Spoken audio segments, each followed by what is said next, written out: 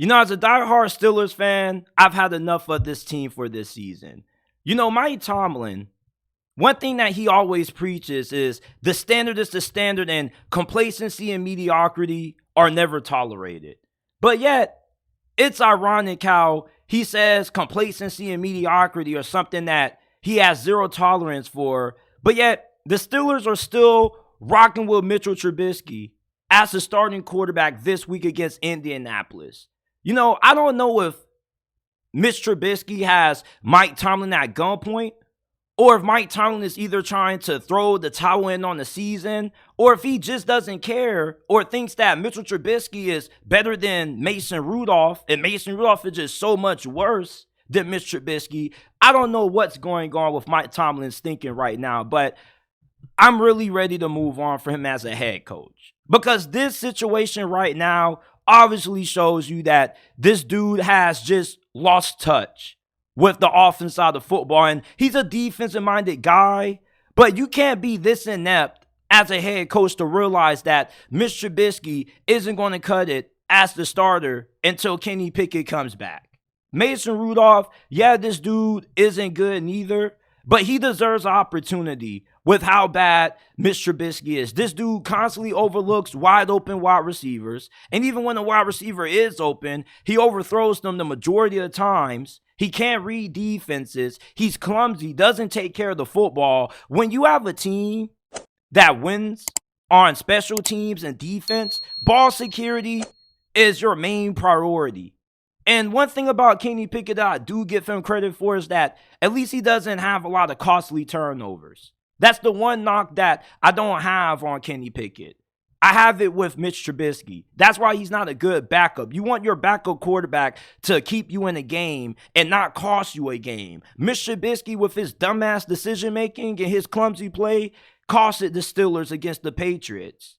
And he also costed them last year against the Carolina Panthers late in the season when Kenny Pickett got injured. I never understood why the Steelers even signed this fool in the first place on this damn team.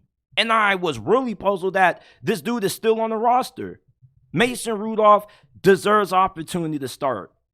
And, the Steelers have 4 games left this season. And they currently are 6th in the playoff race right now when it comes to the AFC playoffs. But to be honest with you, I doubt this team is going to make it into the playoffs. The Houston Texans, they're down and out right now. They're dealing with a lot of major injuries. CJ Stroud is dealing with a concussion. So they probably aren't going to be a team that's going to be able to finish off. But what about the Broncos? And definitely the Buffalo Bills. If there was a team that I was confident that could take the Steelers playoff spot, it probably would be Buffalo.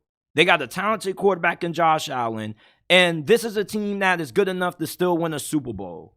Okay, the thing with them is just they haven't played their best football at times this season. They had some really disastrous collapses in the fourth quarter on the defense side of the football. But Buffalo, they have a better chance at making it to the postseason than Pittsburgh.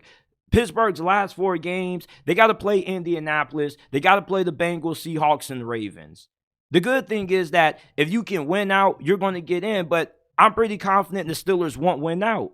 You see, the Steelers are probably going to find a way to pull off an upset against the Colts, even though I wouldn't consider it an upset. And then they may find a way to beat the Ravens. But they probably are going to lose to the Seattle Seahawks and the Cincinnati Bengals. They're going to have one letdown game.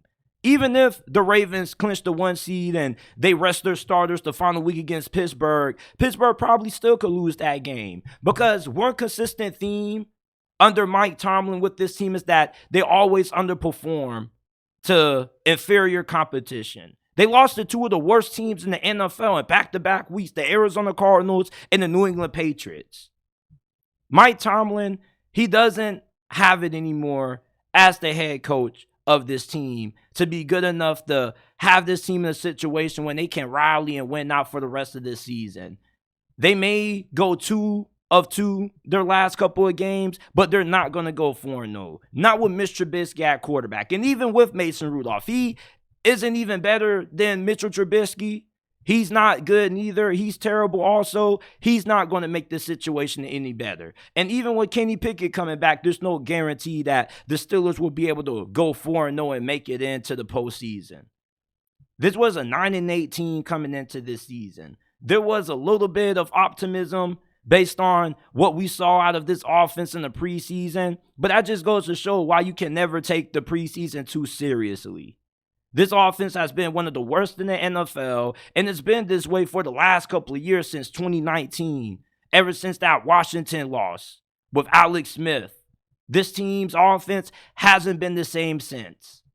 And it's just really disappointing that you have a championship caliber defense, even with a questionable secondary at times, but it gets wasted because this offense just is so inept. And Mike Tomlin, inability to hire a competent offensive coordinator. The Steelers haven't had a good offensive coordinator since they let go of Todd Haley. And if you want to go further than that, Bruce Arians, when he was the OC.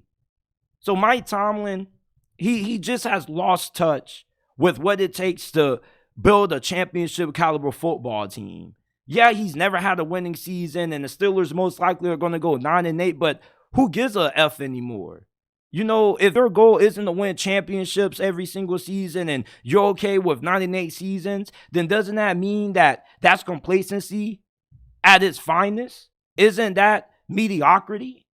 And that's just what the new standard has become in Pittsburgh. This went from a championship organization to a 9-8 is okay organization. And we're okay with occasionally making it into the wild card round and getting smacked.